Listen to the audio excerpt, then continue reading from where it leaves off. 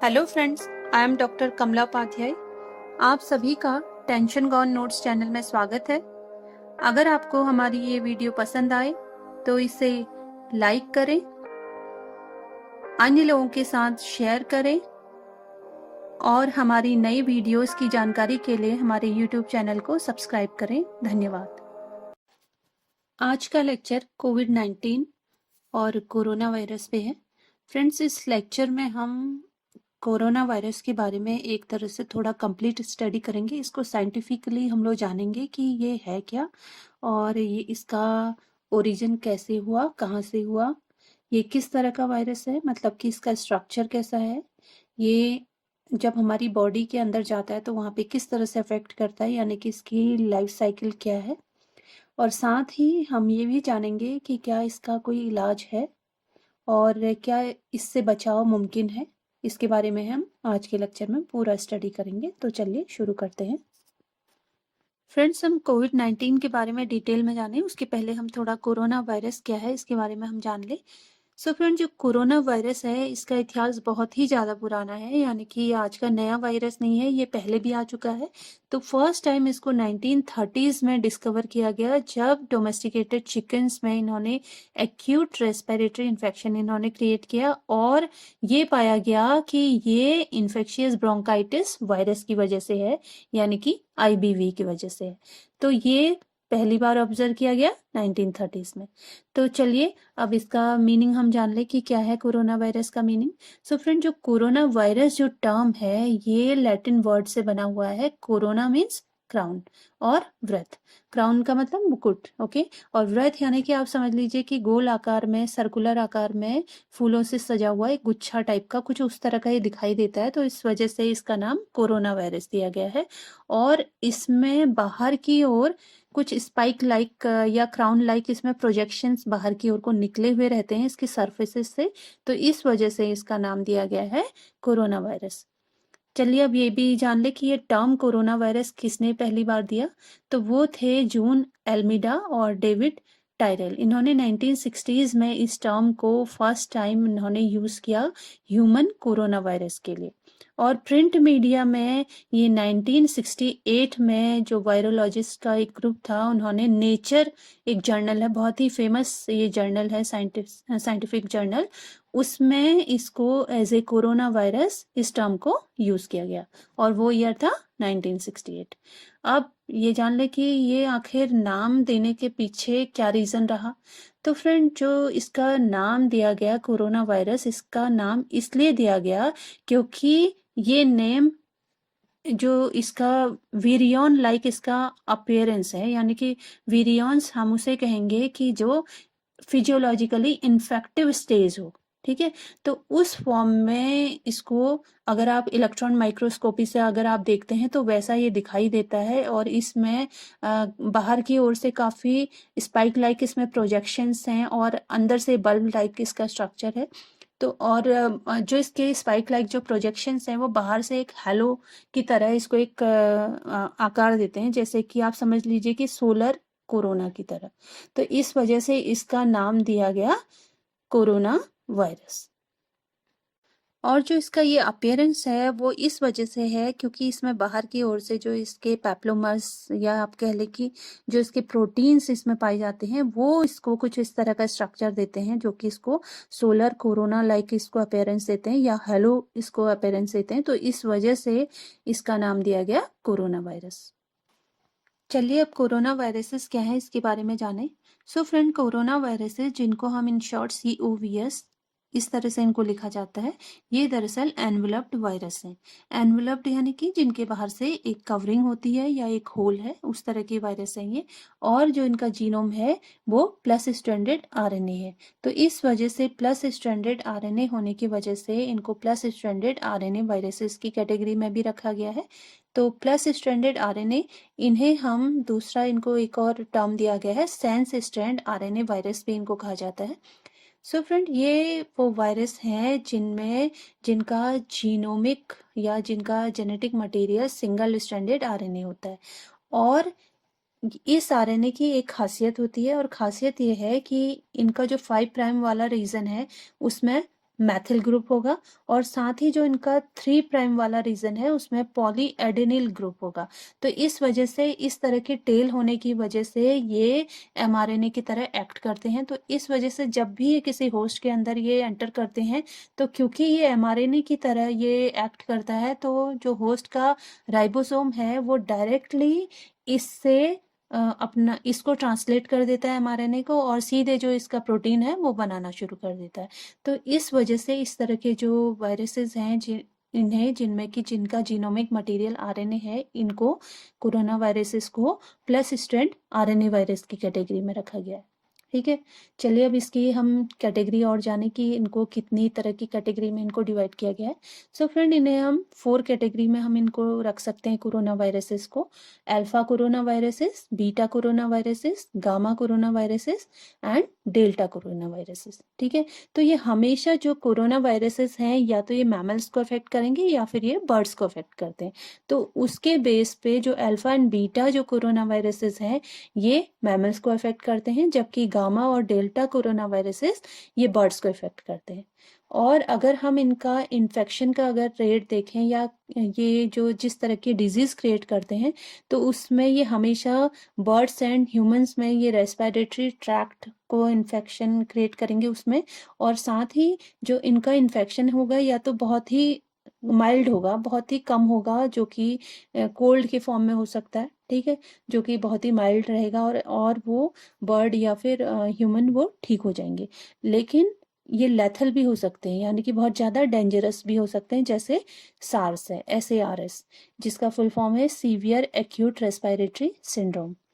और इसी तरह से मार्स है, MERS, यानी कि मिडिल ईस्ट रेस्पिरेटरी सिंड्रोम।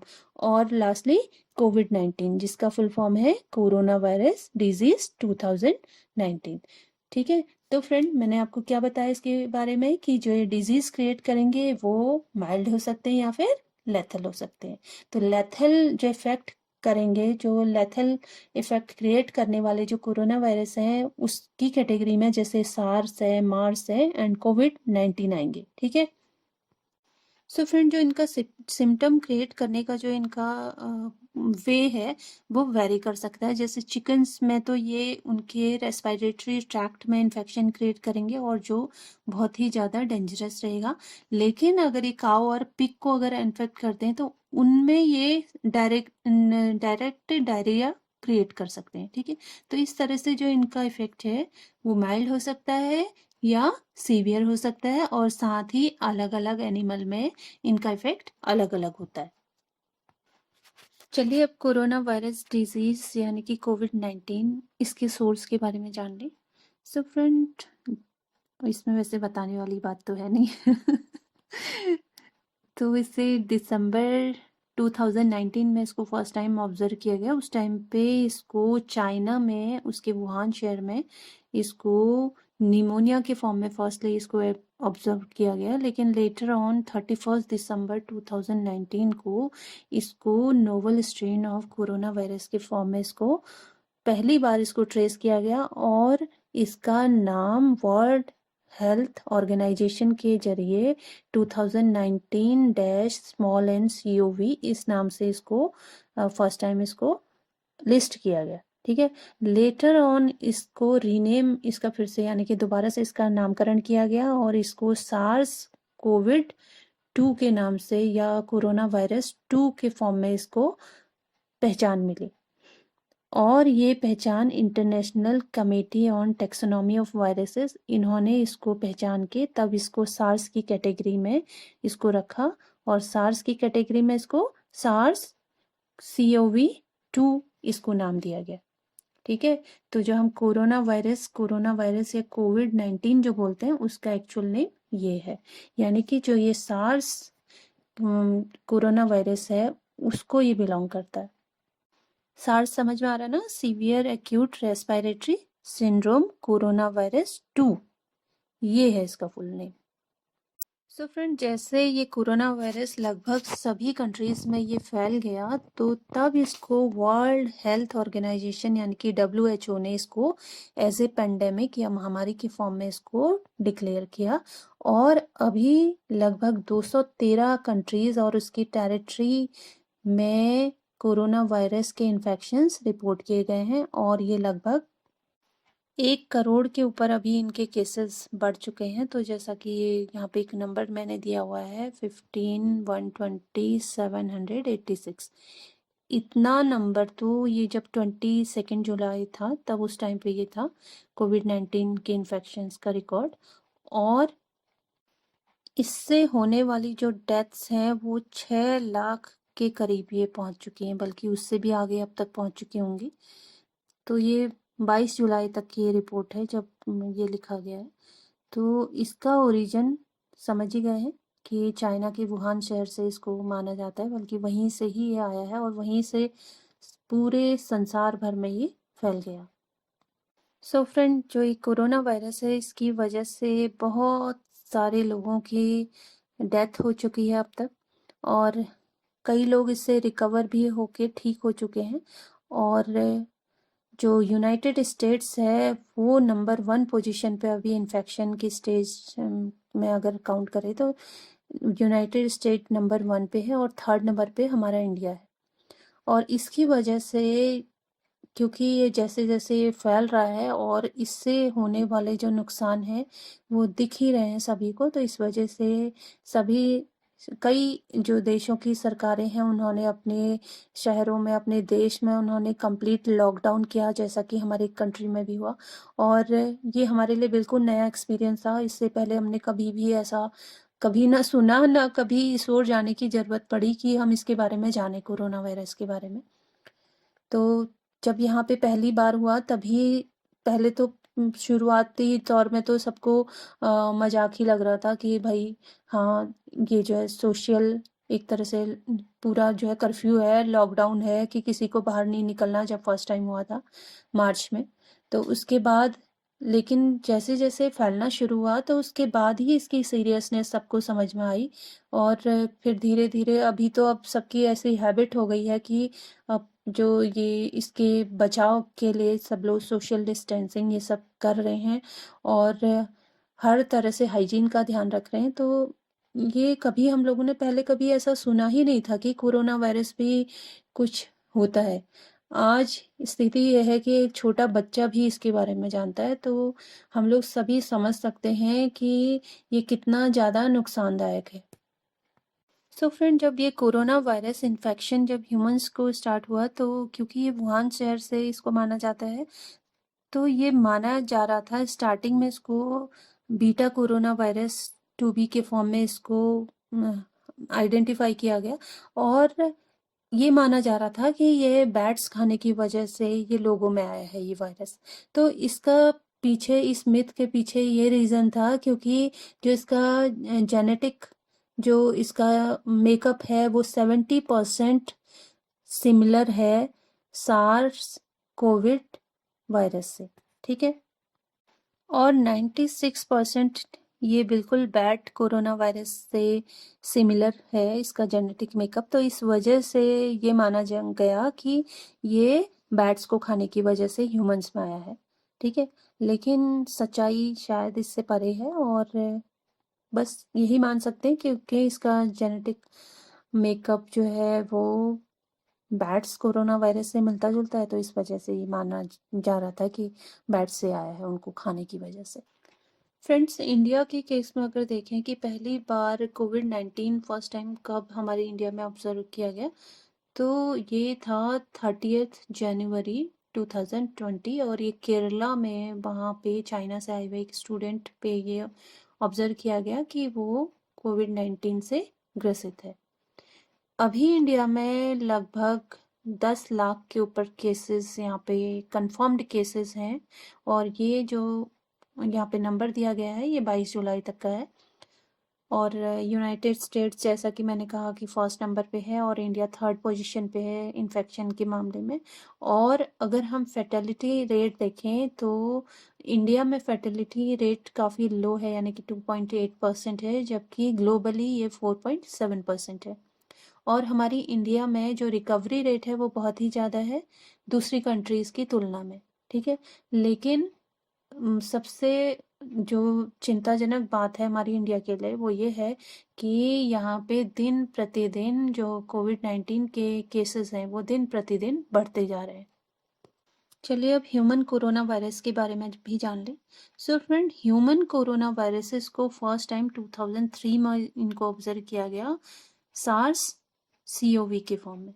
ठीक है, और ये सीवियर एक्यूट रेस्पिरेटरी सिंड्रोम ये यूनिक पैथोजेनेसिस के थ्रू ये अपना क्रिएट कर रहे थे, और इस वजह से ये जो रेस्पिरेटरी ट्रैक्ट है उसके अपर एंड लोअर साइड में ये इन्फेक्शन क्रिएट कर रहे थे। ठीक है, तो ये ऑब्जर्व किया गया 2003 में in the form of SARS CoV के फॉर्म में। अब चलिए इसकी स्पीशीज के बारे में भी जाने जो ह्यूमंस को अफेक्ट करती है।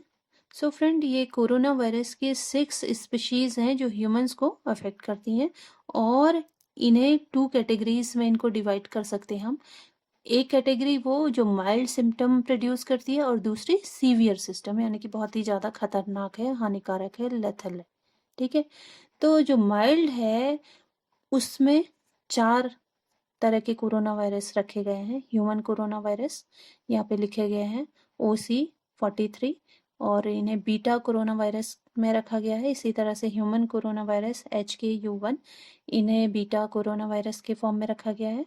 इसी तरह से ह्यूमन कोरोना वायरस 229E यानी कि 229E अल्फा कोरोना वायरस। इसी तरह से 4th नंबर पे human corona virus capital N capital L 63 alpha corona virus. ठीक है, ये तो वो हैं जो माइल्ड सिम्टम क्रिएट करते हैं, जैसे कोल्ड लाइक, ठीक है, जैसे जुकाम वगैरह, सर्दी जुकाम।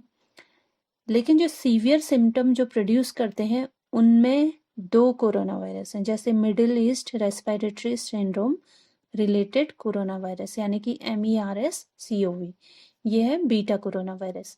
इसी तरह से severe acute respiratory syndrome corona virus यानी कि SARS-CoV, जिसको 2003 में ऑब्जर्व किया गया, और ये भी बीटा कोरोना वायरस है। लेकिन ये आगे फिर से सब डिवाइडेड है, और इसका थर्ड फॉर्म, मतलब इसका सब डिवाइडेड, या आप इसी में आप थर्ड फॉर्म कह सकते हैं, या फिर severe acute respiratory syndrome corona virus का एक और स्पीशीज आप मान लीजिए severe acute respiratory syndrome corona virus 2, इसमें आता है बीटा कोरोना वायरस। ठीक है, तो इसी में जो हमारा कोविड-19 है वो ये है। तो कुल मिला के 7 स्ट्रेन्स हैं कोरोना वायरसेस के जो ह्यूमंस को अफेक्ट करते हैं या ह्यूमंस में डिजीज क्रिएट करते हैं। सो फ्रेंड, यहाँ पे आपको कोरोना वायरस का यहाँ पे स्ट्रक्चर दिखाया गया है। तो इसके स्ट्रक्चर के बारे में जैसे अभी तक हम लोग जान ही चुके हैं कि ये एनवेलप्ड वायरस हैं, और positive sense single stranded RNA इनका जीनोम है, और साथ ही इनका जो न्यूक्लियोकैप्सिड है यानी कि जो इनकी बाहर की जो कवरिंग है या प्रोटीन है जो बाहर का, या उसमें जितनी भी तरह के जो प्रोटीन्स हैं वो आपस में एक सिमेट्रिकल वे में एक दूसरे के साथ में जुड़े हुए हैं और अपनी एक पर्टिकुलर पोजीशन में होते हैं। तो इस तरह से ये इसको एक हेलिकल सिमेट्री देते हैं। और अगर हम इसका जो जीनोम है उसका साइज अगर देखते हैं तो वो लगभग 26 से लेके 32 किलो बेसिस इसमें होते हैं, और ये सबसे बड़ा RNA वायरस है। ठीक है, तो कोरोना वायरस सबसे बड़ा वायरसेस में अगर हम देखेंगे तो ये सबसे बड़ा वायरस माना गया है। और इनकी जो खासियत है, इनके जो बाहर से जो इसकी प्रोटीन के जो स्ट्रक्चर हैं वो क्लब शेप्ड स्पाइक्स के फॉर्म में, या जिसे कि हमने क्राउन लाइक जो इसको एक अपीयरेंस दिए हुए थे उस फॉर्म में ये लगे हुए रहते हैं। और अगर हम इसको इलेक्ट्रॉन माइक्रोस्कोप के अंदर अगर हम इसको देखते हैं तो ये सोलर कोरोना की तरह ये दिखाई देता है, जिस वजह से इसका नाम कोरोना वायरस दिया गया है। सो फ्रेंड, कोरोना वायरस का जो विरियन है ये 4 स्ट्रक्चरल प्रोटीन्स का बना हुआ है, और जो इसमें वायरल जीनोमिक RNA है ये कवर्ड रहता है, या फिर कह सकते हैं कि ये बना है न्यूक्लियोकैप्सिड प्रोटीन, जिसे कि N से डिनोट किया गया है। इसी तरह से जो इसका हेलिकल लाइक का इसका जो स्ट्रक्चर है वो लाइपोप्रोटीन एनवेलप का बना हुआ है और ये जो एनवेलप है वो ग्लाइकोप्रोटीन की बनी हुई है और इसे एम से डिनोट करेंगे। और जो इसका एनवेलप प्रोटीन है उसे ई से लिखेंगे, ठीक है। थर्ड इसका जो प्रोटीन है वो एनवेलप प्रोटीन हो गया। और फोर्थली स्पाइक ग्लाइकोप्रोटीन, और इसे हम एस से डिनोट करेंगे। तो इस तरह से जो इसके चारों तरह के जो ये प्रोटीन है, nucleoprotein, glycoprotein, envelope protein and spike glycoprotein, तो आप इसे यहाँ जो नीचे फिगर दिया गया है इसमें आप आसानी से इन सभी को देख सकते हैं। चलिए थोड़ा कोरोना वायरस के स्ट्रक्चर को और देख लें। सो फ्रेंड, यहाँ पे आपको कोरोना वायरस का फुल स्ट्रक्चर और साथ ही उसका क्रॉस सेक्शन दिखाया गया है। तो पहले हम इसका ए वाला स्ट्रक्चर देखेंगे। तो ए में आप देखिए इसके आपको डिफरेंट इसमें प्रोटीन्स दिखाए गए हैं, जिसमें आपको स्पाइक ग्लाइकोप्रोटीन एस भी दिखाया गया है। सो फ्रेंड, यही वो स्ट्रक्चर है जो इसको एक क्राउन लाइक अपीयरेंस देता है, जिसकी वजह से इसका नाम कोरोना वायरस रखा गया है। इसके अलावा इसमें आपको हीमोग्लूटिनिन एस्टिरेज यानी कि HE भी यहाँ पे दिखाया गया है, एम प्रोटीन, ई प्रोटीन और एनवेलप भी दिखाया गया है, ठीक है। तो आप जब इसका बी सेक्शन देखेंगे तो इसमें जो रेड कलर का एक सर्कल दिखाया है जिसके अंदर इसका RNA है यानी कि इसका जीनोम है। तो ये जो रेड कलर का सर्कल है यही इसका एनवेलप है और ये एनवेलप होने की वजह से ही हम इसे एनवेलप्ड वायरस कह रहे हैं।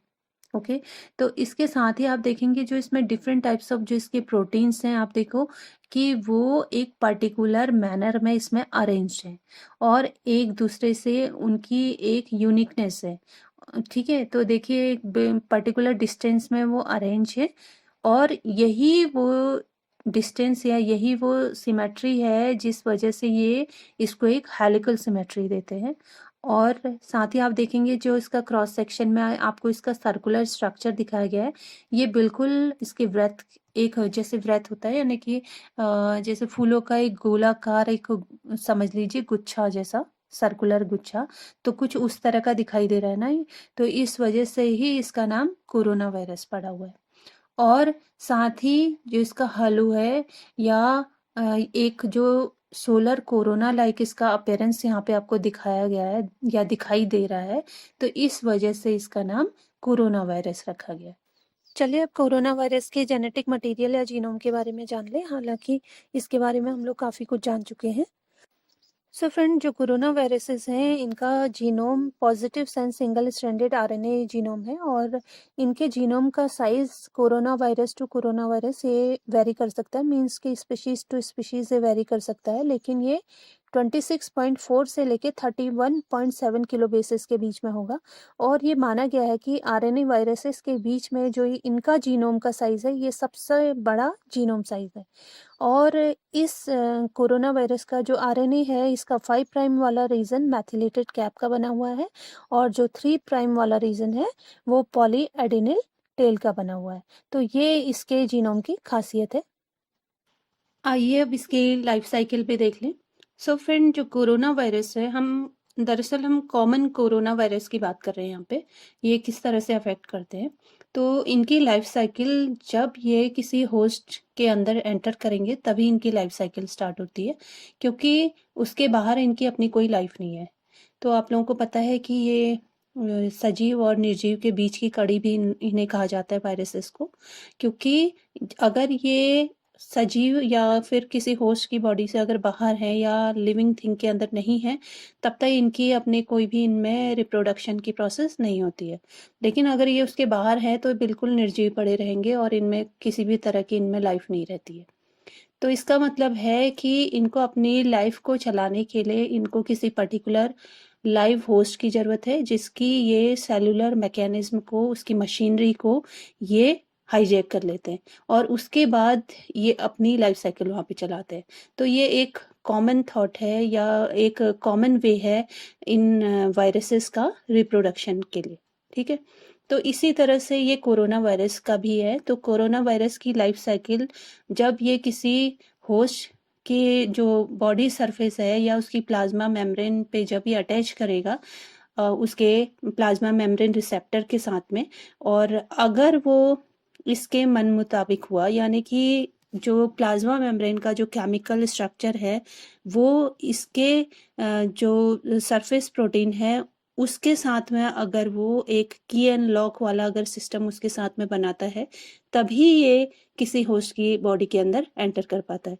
तो इसका मतलब जो इसका सरफेस प्रोटीन है वो एक पर्टिकुलर या एक स्पेसिफिक टाइप ऑफ प्रोटीन है जो किसी particular specific type of plasma membrane के सेल उसके रिसेप्टर प्रोटीन के साथ में ही बाइंड अप करेगा। ठीक है, तो सेम थिंग इस वायरस के साथ में है। तो क्योंकि ये जो ह्यूमन की जो प्लाज्मा मेम्ब्रेन है उसकी रिसेप्टर प्रोटीन के साथ में इसका अच्छा अपना तालमेल है, तो इस वजह से उसके साथ में बाइंड अप कर जाता है। तो वहीं से इसकी लाइफ साइकिल स्टार्ट होती है, या आप कह लें कि वहीं से एक तरह से इन्फेक्शन स्टार्ट हो जाता है किसी भी होस्ट को।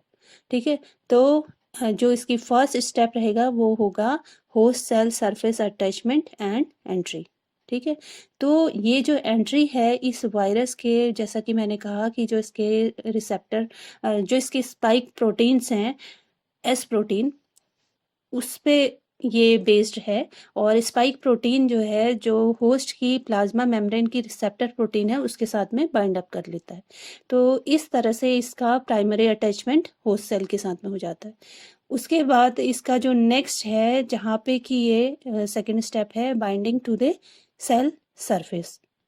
तो इसमें भी बात वही है जहाँ पे कि जो sites of receptor binding domains within the S1 region of corona virus S protein ये बाइंड करेंगे होस्ट की प्लाज्मा मेम्ब्रेन के रिसेप्टर के साथ में। ठीक है, तो इसी से एक कंफर्मेशन हो जाएगा कि समझ लीजिए कि प्लाज्मा मेम्ब्रेन एक ताला है, उसके रिसेप्टर जो उसमें हैं वो एक ताला है और उसकी चाबी इस वायरस के पास में है। तो जैसे ही वो लॉक खुलेगा तो इसको अंदर जाने की एंट्री मिल जाती है।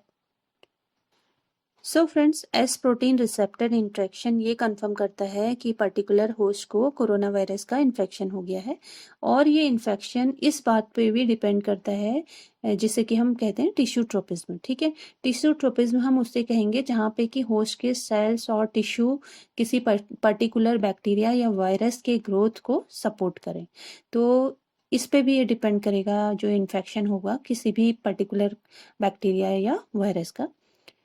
तो अगर हम कोरोना वायरस के केस में देखें तो ये अलग अलग तरह के इसके जो कोरोना वायरसेस हैं ये अलग अलग सेलुलर रिसेप्टर को यूज़ करते हैं। जैसे ज़्यादातर जो है वो पेप्टिडेजेस वाली साइट को यूज़ करते हैं। इसी तरह से अल्फा कोरोना वायरसेस ये अमाइनो पेप्टिडेज एन को यूज़ करते हैं। तो ये अलग अलग जो वायरसेस हैं ये कोरोना वायरसेस उनके लिए अलग अलग है।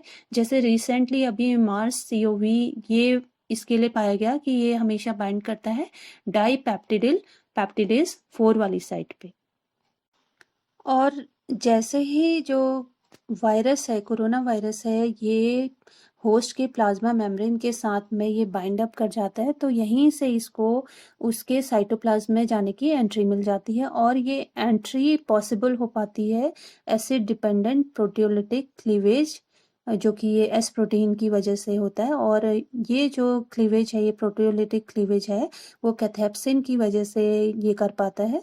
और इस वजह से जो वायरस है वो प्लाज्मा मेम्ब्रेन के साथ में ये बाइंड अप कर जाता है, और इसी के साथ ही जो इसका जीनोम है ये होस्ट की बॉडी में एंटर कर जाता है। होस्ट की बॉडी से मतलब है कि उसके साइटोप्लाज्म में इसका जीनोम जाके मिल जाता है।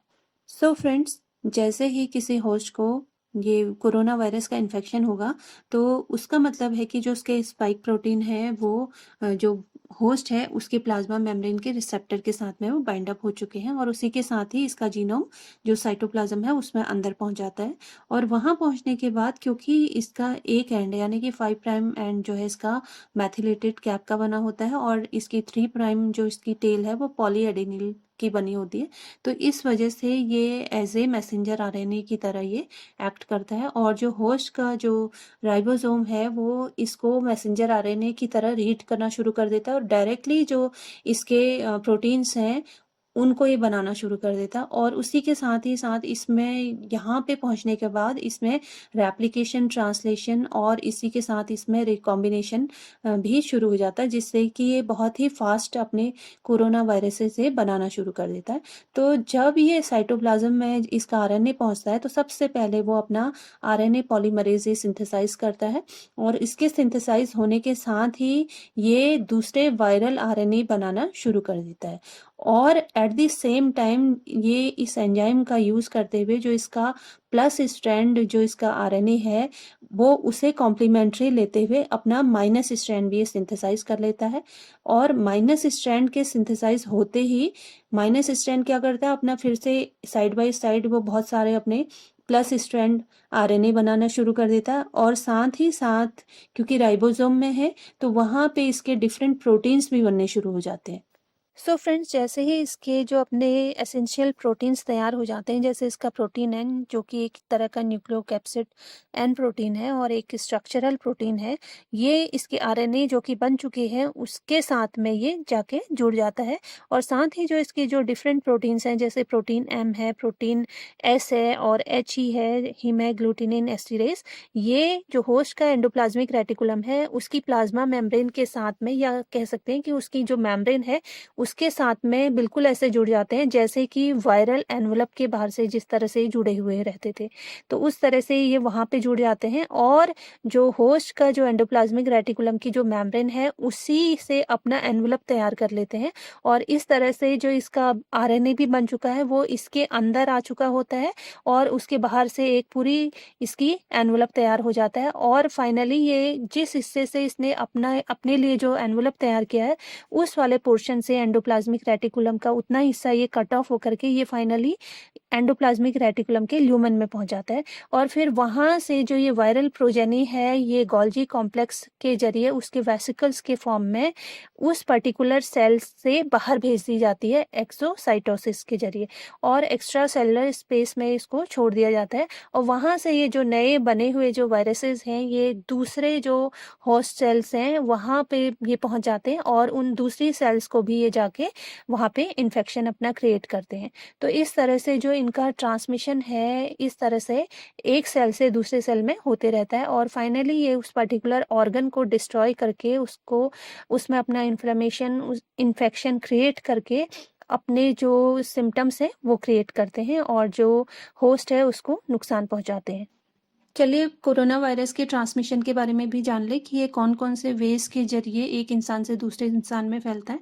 सो फ्रेंड, अगर किसी इंसान को कोरोना वायरस का इन्फेक्शन हुआ है तो वो इसका कैरियर होगा और वो इन्वायरमेंट में इसके जो वायरसेस हैं उनको छोड़ सकता है। और कोरोना वायरस हमेशा टिश्यू ट्रोपिज्म जहाँ पे भी इसको मिलेगा वहाँ पे ये अपना इन्फेक्शन अपने स्पाइक प्रोटीन के जरिए क्रिएट करता है।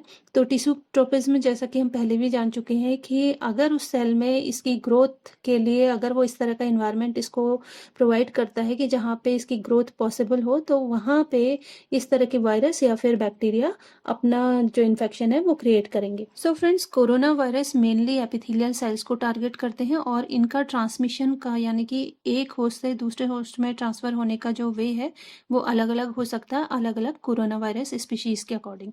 तो ये या तो एरोसोल यानी कि जो धूल भरी आंधी है जो कि इन्फेक्शियस हो, या फिर ऐसे ही हवा हो जिसमें कि इन्फेक्शन हो, इस तरह के जरिए ये अपने को ट्रांसफ़र कर सकते हैं एक होस्ट से दूसरे होस्ट में। या फिर ये फोमाइट के जरिए, फोमाइट यानी कि अगर हम ह्यूमंस की बात करें तो स्किन के जरिए छूने से या इन्फेक्शियस कपड़ों से या फिर हॉस्पिटल का जैसे इन्वायरमेंट होता है तो वहाँ से इस तरह से ये ट्रांसफ़र हो सकते हैं, या फिर फीकल ओरल रूट के जरिए।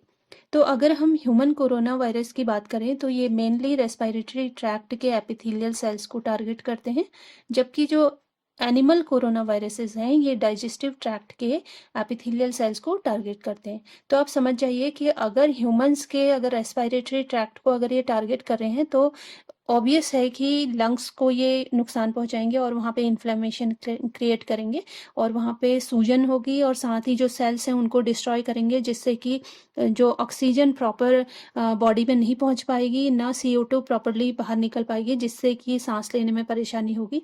और जबकि जो एनिमल्स हैं, क्योंकि उनके डाइजेस्टिव ट्रैक्ट को ये नुकसान पहुंचा रहे हैं, तो वहाँ पे एनिमल्स को ये डायरिया क्रिएट करते हैं। सो फ्रेंड, जैसे हम अगर सार्स की बात करें, यानी कि severe acute respiratory syndrome corona virus इसकी, तो ये ह्यूमंस के जो लंग्स के एपिथेलियल सेल्स हैं उनको ये इन्फेक्ट करते हैं और ये एरोसोल के जरिए ये उनमें ट्रांसफ़र होते हैं ह्यूमंस में। और जो लंग्स की जो एपिथेलियल सेल्स हैं उनके साथ में बाइंड अप करके वहाँ पे जो एंजियोटेंसिन कन्वर्टिंग एंजाइम 2 होता है, उसके रिसेप्टर के साथ में ये बाइंड अप कर जाते हैं और इस तरह से ये वहाँ पे अपना इन्फेक्शन क्रिएट करते हैं। और अगर हम एंजियोटेंसिन की अगर हम बात करते हैं, तो आप लोगों को पता ही है कि इसका मेन फंक्शन हमारी बॉडी में जैसे ब्लड प्रेशर को मेंटेन करना है और साथ ही इलेक्ट्रोलाइट्स को मेंटेन करना है। इसके अलावा भी इसके और भी फंक्शंस हैं। तो ये अगर लंग्स को अगर नुकसान पहुंचाता है, तो आप समझ जाइए कि इससे जो ह्यूमंस हैं उनमें कितनी तरह के ये अपने डिजीज़ या अपने जो सिम्टम्स हैं वो क्रिएट कर सकता है और इंसान को कितना नुकसान पहुंचा सकता है। इसी तरह से अगर हम TGEV की बात करें, ये दरअसल जो पिग्स हैं उनका कोरोना वायरस है और उनके ये डाइजेस्टिव ट्रैक्ट के एपिथेलियल सेल्स के जो एलेनिन अमाइनोपेप्टिडेज है उसके रिसेप्टर के साथ में ये उसको एज ए रिसेप्टर लेता है और उसके साथ में बाइंड अप करके और इस तरह से पिग्स में जो है अपना इन्फेक्शन क्रिएट करता है और उनमें इसके जो लास्टली जो इसका रिजल्ट है वो उनको डायरिया होगा। ठीक है, तो सीवियर डायरिया ऐसे एनिमल्स को होता है, काउस को हो सकता है, पिग्स को हो सकता है। तो इस तरह से ये अपने जो ट्रांसमिशन के वेज हैं, जो कोरोना वायरसेस हैं, ये अलग अलग अपना यूज़ करते हैं। और पिग्स में जैसा कि मैंने कहा, ये फीकल ओरल रूट के जरिए ये ट्रांसफ़र होंगे। चलिए अब कोरोना वायरस के फैलाव के बारे में जान लें कि ये कैसे फैलता है। सो फ्रेंड, जैसा कि यहाँ पे लिखा है कि the viruses transmit via fluid in the respiratory system such as mucus. तो ये जो वायरसेस हैं ये रेस्पिरेटरी सिस्टम में फ्लूइड या फिर म्यूकस के जरिए ट्रांसफ़र होते हैं। तो इनके ट्रांसफ़र होने के ह्यूमंस में ट्रांसफ़र होने के इनके जरिए अलग अलग हो सकते हैं। जैसे कोई इन्फेक्शियस मैन है, अगर वो खांसता है, छींकता है बिना अपने मुंह को कवर किए हुए, तो उसके जो खांसते छींकते वक्त जो उसके थूक के जो ड्रॉपलेट्स होंगे, कफ के जो ड्रॉपलेट्स होंगे, वो हवा में आ जाएंगे और इस तरह से वहाँ पे अगर कोई हेल्दी मैन है तो वहाँ पे अगर वो सांस लेता है तो इस तरह से उसके अंदर ही पहुँच जाएंगे। और नेक्स्ट इसका जो मेथड है ट्रांसफ़र होने का, अगर कोई हेल्दी मैन किसी इन्फेक्शियस चीज़ को छू ले जहाँ पे कि ऐसा लगे कि हाँ यहाँ पे इन्फेक्शन हो सकता है, तो वहाँ से भी ये उसको ट्रांसफ़र हो सकता है। और या फिर किसी भी ऐसी चीज़ को जिसमें वायरस होने के चांसेस हों, जैसे सपोज़ किसी हॉस्पिटल में गए और वहाँ पे तो अक्सर यही चांसेस होते हैं कि हाँ वहाँ पे हो सकता है कोरोना वायरस, क्योंकि वहाँ पे अक्सर ऐसे मरीज आते रहते हैं। तो वहाँ पे अगर कोई हेल्दी मैन अपनी फिर आँखों को टच करे, नोज़ को टच करे या फिर माउथ को टच करे, तो भी उसको इन्फेक्शन हो सकता है। तो ये इसके डिफरेंट वेज हैं जिसके ज़रिए ये कोरोना वायरस ट्रांसफ़र हो सकता है एक होस्ट से दूसरे होस्ट में। चलिए अब कोरोना वायरस के जो इन्फेक्शन है उसके क्या सिम्टम्स हैं, उसकी हम पहचान कैसे करें, उसके बारे में जान लें। तो हालांकि ये थोड़ा सा डिफ़िकल्ट है, क्योंकि जो इसके सिम्टम्स हैं बिल्कुल कोल्ड या फ्लू की तरह के ही इसके सिम्टम्स हैं और इस वजह से कई बार उसे कोरोना वायरस मान के अभी कई लोग जो हैं अच्छे खासे वो हॉस्पिटल पहुंच गए और वहाँ से फिर वापसी में पता चला कि वहाँ से वो कोरोना वायरस ले आए।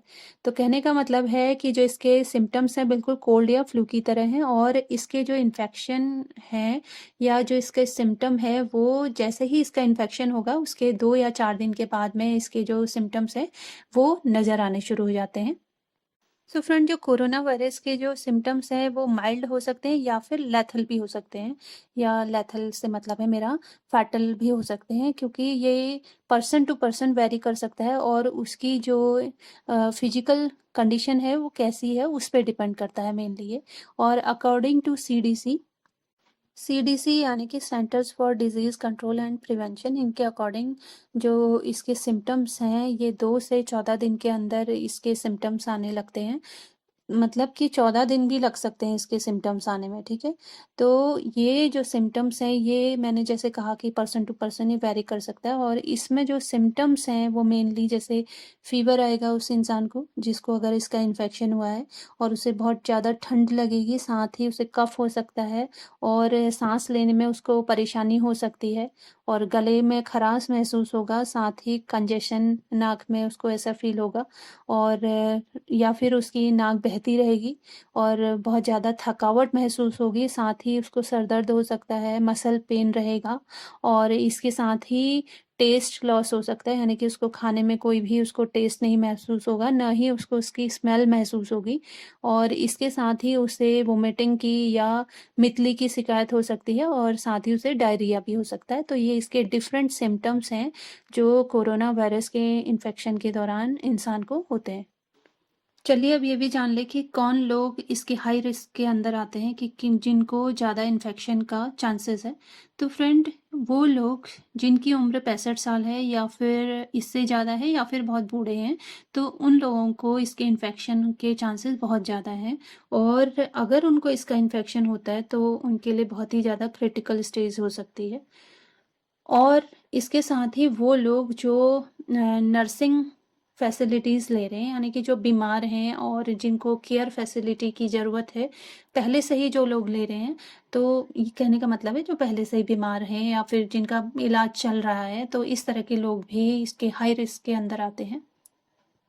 और थर्ड रीज़न में वो लोग आएंगे कि जो लोग पहले से ही सीरियस कंडीशन में, या फिर जिनको पहले से ही कुछ हेल्थ इशू है, या जिनकी मेडिकल कंडीशन कुछ ख़राब है, या जिन्हें क्रोनिक लंग डिजीज़ है, या सीरियस हार्ट कंडीशंस है, या सीवियर जो ओबेसिटी वाले हैं, यानी कि जो बहुत ज़्यादा मोटे लोग हैं, या जिनका इम्यून सिस्टम बहुत ही ज़्यादा वीक है, या जिन्हें डायबिटीज़ है, तो इस तरह के लोग भी इसके हाई रिस्क के अंदर आते हैं। तो उनको भी अगर कोरोना वायरस का इन्फेक्शन होता है तो उनके लिए भी बहुत ज़्यादा ये नुकसानदायक हो सकता है। और सीडीसी के अकॉर्डिंग जो 10 साल से नीचे जो बच्चे हैं उनको भी इसका रिस्क हो सकता है, और वैसे जो 10 साल के ऊपर जो बच्चे हैं, हालांकि देखा गया है कि वो इससे रिकवर हो गए हैं, और कई बार जो अच्छी इम्यूनिटी वाले लोग हैं आपने देखा है कि वो लोग भी बहुत ज़्यादा यहाँ पे रिकवरी रेट बहुत ही अच्छा है। सिर्फ इसमें उन्हीं लोगों के लिए प्रॉब्लम है जिनको पहले से ही कोई मेडिकली अनफिट हैं जो लोग, उन लोगों के लिए ज़्यादा टेंशन की बात है। तो वरना इससे सभी लोग अभी तक रिकवर कर गए हैं। चलिए अब ये देखें कि जो कोरोना वायरस के जो साइंस हैं वो क्या-क्या हैं। सो फ्रेंड, अगर किसी को कोरोना वायरस का इन्फेक्शन हो चुका है तो उसे हाई फीवर रहेगा। हाई फीवर से मतलब उसे 100 डिग्री फ़ारेनहाइट या उससे ज़्यादा उसको फीवर रहेगा। साथ ही उसे कफ होगा, और सांस लेने में उसे बहुत ज़्यादा परेशानी होगी। तो अगर उसे सांस लेने में परेशानी है उस इंसान को, तो आप समझ जाइए कि उसे कोरोना वायरस का इन्फेक्शन हो चुका है और उसे अब डॉक्टर की ज़रूरत है। क्योंकि जो कोरोना वायरस है ये रेस्पिरेटरी ट्रैक्ट में ये इन्फेक्शन क्रिएट करता है, जिससे कि सांस लेने में परेशानी होती है, जैसा कि अभी हम लोग जान ही चुके हैं इसके बारे में। तो जब आप उसे हॉस्पिटलाइज़ करते हैं तो वहाँ पे जो उसके टेस्ट होते हैं उसमें डॉक्टर्स जो है स्वैब टेस्ट करते हैं, उसमें मेनली इस वायरस की प्रेजेंस को रेस्पिरेटरी ट्रैक्ट में है कि नहीं है उसके लिए डॉक्टर जो वायरस है उसको जानने के लिए उस पर्सन के जो ब्लड है उसके सैंपल लेते हैं, या फिर उसका म्यूकस, उसकी नोज़ से उससे म्यूकस ले करके उसमें इस वायरस का प्रेजेंस को टेस्ट किया जाता है। तो इस तरह से ये डिफरेंट साइंस हैं कोरोना वायरस की प्रेजेंस के। चलिए अब ये देखें कि इससे हम किस तरह से अपना बचाव कर सकते हैं। हालांकि अभी तक तो सभी लोग एक्सपर्ट हो चुके हैं कि कैसे कोरोना वायरस से बचना है। बावजूद इसके भी देखने में मिलता है कि कई लोग ये मान के चल रहे हैं कि उनको कोरोना वायरस का इन्फेक्शन नहीं होगा, और होगा तो वो झेल लेंगे।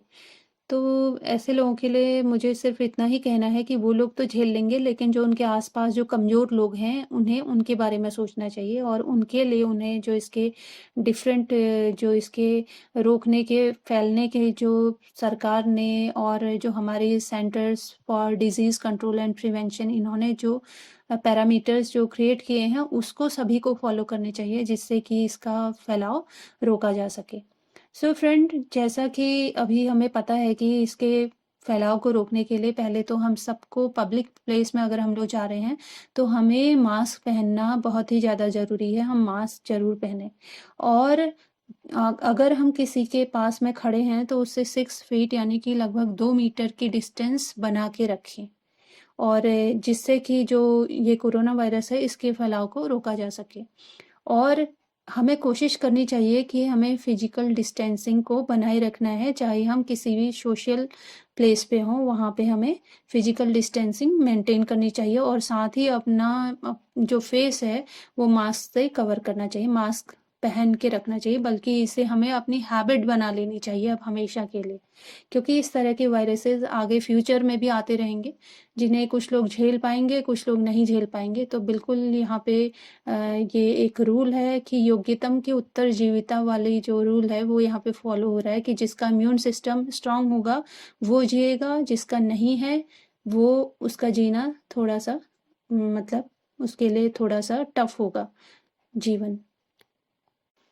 सो फ्रेंड, इसके ट्रांसमिशन को रोकने के लिए अगर किसी में ऐसा लगता है कि उसमें उसके सिम्टम्स हैं तो उसे अपने घर पे रहना चाहिए, अपने आप को दूसरे लोगों से अलग रखना चाहिए, आइसोलेट रखना चाहिए, अपना रेस्ट लेना चाहिए, कोशिश करनी चाहिए कि वो हर तरह से पूरी तरह से वो क्वारंटीन रखे अपने आप को, और साथ ही अपना फेस जो है कवर रखे, मास्क से कवर रखें, और नोज़ पे आपको अपनी उंगली नहीं ले जानी है, अपनी आईज़ पे अपनी उंगली नहीं ले जानी है, और जब आप खांसते हैं, छींकते हैं तो आपको कोशिश करनी चाहिए कि आपके मुंह पे मास्क हो, या आप अपने उल्टे हाथ की कोहनी के अंदर आप खांस सकते हैं, और कोशिश करें कि आप जो काम सीधे हाथ से कर रहे थे वो आप उल्टे हाथ का ज़्यादा आप यूज़ करें, ताकि आप जो है अपन जैसा कि हमें आदत होती है कि अपने सीधे हाथ से ही सारे काम करना, उसके बाद उसी हाथ से मुंह में ले जाना उसे, तो हमें कोशिश करनी चाहिए ज़्यादा से ज़्यादा काम हम उल्टे हाथ से करें, जिससे कि इसका ट्रांसमिशन को रोका जा सके।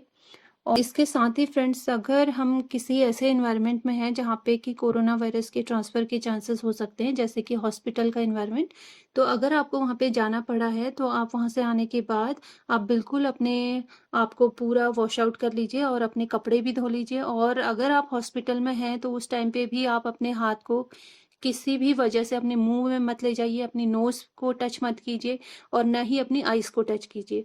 और घर आने पे जैसे कि मैंने कहा कि अपने आप को पूरा वॉश आउट कर लीजिए, अपने कपड़े धो लीजिए, और उसके साथ ही जो अल्कोहल बेस्ड जो सैनिटाइजर्स हैं उससे अपने हाथों को प्रॉपरली वॉश करें, और साथ ही अगर आपके पास ये नहीं है तो आप सोप से भी बहुत ही अच्छी तरह से अपने हाथों को धो सकते हैं। और सबसे बड़ी बात कि अगर जब तक ज़रूरी ना हो तब तक अपने घर से ना निकले, अगर आपको बहुत ही ज़्यादा मजबूरी है तभी आप अपने घर से निकले, अदरवाइज़ अपने घर से ना निकले। और जो भी चीज़ आप बाहर से ला रहे हैं, जैसे कि वेजिटेबल, फ्रूट्स या कोई भी ऐसी चीज़ जिसे कि आप अपने घर में आपको लाना है बाहर से खरीद के, तो उसको अच्छे से वॉश करने के बाद ही अपने घर में यूज़ करें। तो ये डिफरेंट इसके वेज़ हैं कोरोना वायरस को रोकने के, जिससे कि आप इसके फैलाव को रोक सकते हैं, अगर आप इन चीज़ों को फॉलो करें, इन स्टेप्स को फॉलो करते हैं तो।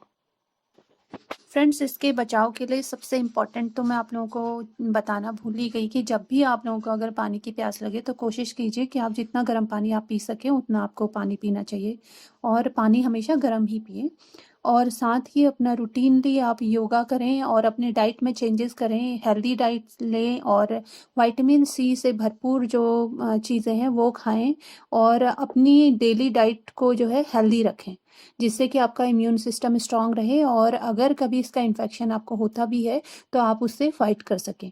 तो ये इसके डिफरेंट स्टेप्स हैं जो आपको अपनी डेली लाइफ में, अपनी रूटीन लाइफ में इनको फॉलो करना चाहिए, जिससे कि आप इससे बचे रहें। चलिए अब इसके वैक्सीन के बारे में या इसके एंटीवायरल ड्रग्स के बारे में भी जान लें कि क्या ऐसी कोई ड्रग है। सो फ्रेंड, आप लोगों को जान के अभी थोड़ी निराशा होगी कि इसके लिए अभी तक किसी भी तरह की कोई ड्रग्स या वैक्सीन नहीं बनी है, और इसके लिए हमारे जो साइंटिस्ट हैं ऑल ओवर वर्ल्ड में सभी इसके लिए ट्राई कर रहे हैं, इसके लिए वैक्सीन बनाने के लिए, और शायद 2021 तक ये वैक्सीन आ जाएगी और हम इस वायरस से लड़ पाएंगे। तो यही सभी लोग प्रार्थना करें कि ये बन जाए जल्दी से जल्दी, और जो इतना ज़्यादा ये पेंडेमिक ये फैला हुआ है ये बिल्कुल ख़त्म हो जाए। फ्रेंड्स, यहाँ पे आप लोगों को कोविड-19 के इफ़ेक्ट्स किस तरह से लोगों में हो सकते हैं वो दिखाया गया है। तो इसके 3 तरह से इसके इफ़ेक्ट हो सकते हैं। या तो ये माइल्ड हो सकता है, या फिर ये मॉडरेट जो कि फिर सीवियर में कन्वर्ट हो जाता है और फाइनली क्रिटिकल स्टेज में कन्वर्ट हो जाता है। तो हम कह सकते हैं कि 3 तरह से इसके इफ़ेक्ट्स हैं, माइल्ड, सीवियर और क्रिटिकल स्टेज। तो जो माइल्ड इफ़ेक्ट है ये देखा गया है 80 to 85% लोगों में ये देखा गया है जो कि आसानी से घर में ही रिकवर कर गए। और ऐसे लोगों में ज़्यादातर देखा गया है कि इन्हें सूखी खांसी रहती है और लो ग्रेड फीवर रहेगा। साथ ही इन्हें जोड़ों में दर्द, बदन दर्द इन्हें फ़ील होगा और कई बार अगर जब ये कोरोना वायरस इनके डाइजेस्टिव सिस्टम में पहुंच जाता है तो वहाँ से होने की वजह से इन लोगों में डायरिया के इफ़ेक्ट्स भी देखे गए हैं। तो ऐसे लोग जो हैं इन लोगों को होम आइसोलेशन में रखा जाता है और साथ ही जैसी इनकी बीमारी है, सपोज़ इन्हें खांसी है तो खांसी की दवाई लेके, या फिर जैसे फीवर है फीवर की दवाई, तो इस तरह से जैसे इनके सिम्टम्स होते हैं उसी के अकॉर्डिंग दवाई देके ये लोग घर ही में ही ठीक हो सकते हैं। सिर्फ इन्हें होम आइसोलेशन या फिर अपने आप को बिल्कुल क्वारंटीन रखना होता है ताकि दूसरे लोगों में ये ना फैले। सेकंड जो है इसकी स्टेज वो सीवियर हो सकती है। अगर किसी पेशेंट को इसका इन्फेक्शन हुआ है तो उसके लंग्स में सूजन आ सकती है, उसमें क्योंकि उसका इम्यून सिस्टम इस वायरस से फाइट कर रहा है तो इस वजह से वहाँ पे फ्लूइड जमा हो जाएगा उसके लंग्स में, और सूजन आने की वजह से और फ्लूइड जमा होने की वजह से जो उसकी बॉडी में ऑक्सीजन लेवल है वो बहुत ही ज़्यादा नीचे गिर जाएगा और जिसकी वजह से उसको सांस लेने में परेशानी होगी। इसके अलावा ऐसे लोगों में निमोनिया डेवलप हो जाता है और साथ ही इन्हें सूखी खांसी जो है वो भी इनकी बहुत ही ज़्यादा बढ़ती जाती है और सांस लेने में इन्हें बहुत ज़्यादा परेशानी रहती है, जिसकी वजह से ऐसे लोगों को फिर फाइनली हॉस्पिटलाइज करना पड़ता है और डॉक्टर के सुपरविज़न में फिर ये लोग ठीक हो जाते हैं। लेकिन कुछ लोग जो फिर भी फाइट नहीं कर पाते हैं कोरोना वायरस से, वो इसकी क्रिटिकल स्टेज में पहुंच जाते हैं। So friend, critical stage of कोविड-19 भी हो सकती है किसी पेशेंट की जिसमें जो पेशेंट है उसके लंग्स काम करना बंद कर देंगे, जिसकी वजह से वायरल इन्फेक्शन बहुत ज़्यादा होने की वजह से उसमें सेप्सिस हो जाएगा। सेप्सिस यानी कि उसके ब्लड में पॉइजनिंग हो जाएगी, जिसकी वजह से उसका ब्लड प्रेशर बहुत ही ज़्यादा डाउन हो जाएगा और इस स्टेज को कहेंगे सेप्टिक शॉक। और इस दौरान उसके जो दूसरे ऑर्गन्स हैं जैसे उसकी किडनी है वहाँ पे भी ये अफेक्ट कर सकता है और करेगा, क्योंकि जो दूसरे ऑर्गन्स हैं उनमें भी ये इन्फ्लेमेशन क्रिएट करेगा और वहाँ पे भी ये सेप्टिक शॉक की स्थिति ले आएगा, जिसकी वजह से उस पेशेंट की स्थिति क्रिटिकल हो सकती है। तो इस तरह से कोविड-19 के जो पेशेंट हैं वो 3 तरह के हो सकते हैं, या तो उनमें माइल्ड इफेक्ट होगा या सीवियर होगा या फिर क्रिटिकल होगा। सो फ्रेंड, डॉक्टर्स के अकॉर्डिंग जो इसका इन्फ्लेमेशन है वो पूरी बॉडी में भी हो सकता है और ये एक तरह से चेन रिएक्शन की तरह ये बॉडी के दूसरे ऑर्गन्स को भी अफेक्ट करते हैं और ब्लड प्रेशर इसमें बहुत ही ज़्यादा डाउन हो जाता है, इतना डाउन कि वो डेंजरस लेवल हो सकता है उस पेशेंट के लिए।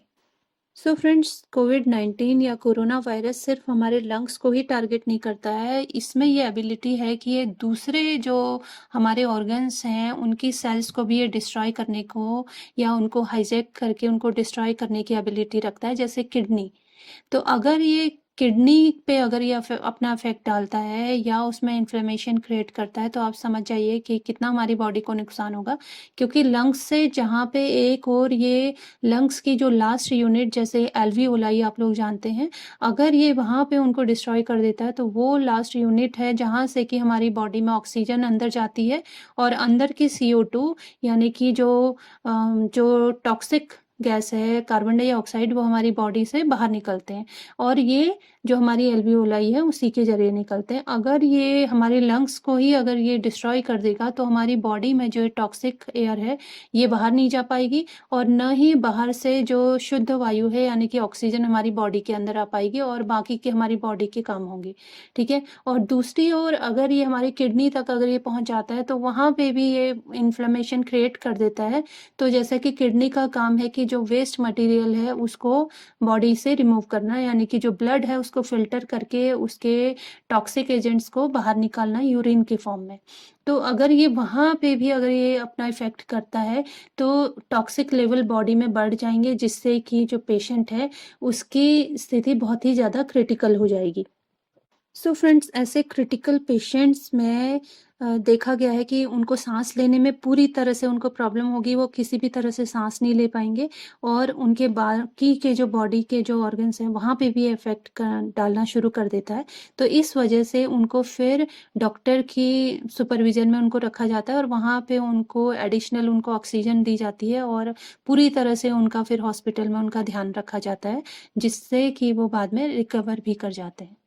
सो फ्रेंड्स, जो कोविड-19 की क्रिटिकल स्टेज है वो है सेप्टिक शॉक की स्थिति, जहाँ पे कि हमारा इम्यून सिस्टम हमारी पूरी बॉडी से इस वायरस को हटाने के लिए कोशिश करता है, लेकिन वो नहीं कर पाता है और साथ ही जो ब्लड में पॉइजनिंग हो चुकी होती है तब तक और दूसरे जो ऑर्गन्स हैं उनमें भी, और साथ ही पूरी बॉडी में इन्फ्लेमेशन क्रिएट हो जाता है या सूजन आ जाती है और बिल्कुल हर जगह ये सेल्स को डिस्ट्रॉय कर चुके होते हैं।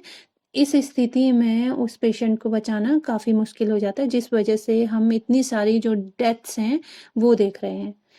सो फ्रेंड्स, ये था कोविड-19 पे आज का लेक्चर। आई होप कि ये लेक्चर आप लोगों को अच्छे से क्लियर हुआ होगा और आप लोगों ने कोविड-19 को साइंटिफिक वे में समझा होगा और साथ ही इससे क्यों लोग मर रहे हैं ये आप लोगों ने जाना होगा कि जो ये वायरस है ये हमारे रेस्पिरेटरी ट्रैक्ट, उसके साथ ही हमारे लंग्स, हमारे जो दूसरे बॉडी के जो ऑर्गन्स हैं वहाँ पे भी इन्फ्लेमेशन क्रिएट कर रहा है और लास्टली ये सेप्टिक शॉक की स्थिति पैदा कर रहा है, जिसकी वजह से जो कोविड-19 के मरीज हैं वो मर रहे हैं और या फिर जिनकी स्थिति बहुत ही ज़्यादा पहले से ही मेडिकली ठीक नहीं है, जो मेडिकली अनफिट लोग हैं उनमें भी जो है ये जो कोविड-19 का वायरस है ये उन लोगों के लिए जानलेवा है। तो ये आप लोगों ने समझा होगा। साथ ही जो इसके बचाव के जो डिफरेंट वेज हैं, कैसे हम अपना बचाव कर सकते हैं, कैसे इसको फैलने से रोका जा सकता है, इसके बारे में आप लोगों ने जाना होगा और मैं आशा करती हूँ कि आप लोग जो है इस लेक्चर को सुनने के बाद आप जो भी इसमें बताया गया उसको आप फॉलो करेंगे और साथ ही अपनी फैमिली को सेफ रखेंगे, अपने आस पड़ोस के लोगों को सेफ रखेंगे और उनको भी इसके लिए जागरूक बनाएंगे और साथ ही एक बहुत ही अच्छा फ्यूचर देखेंगे।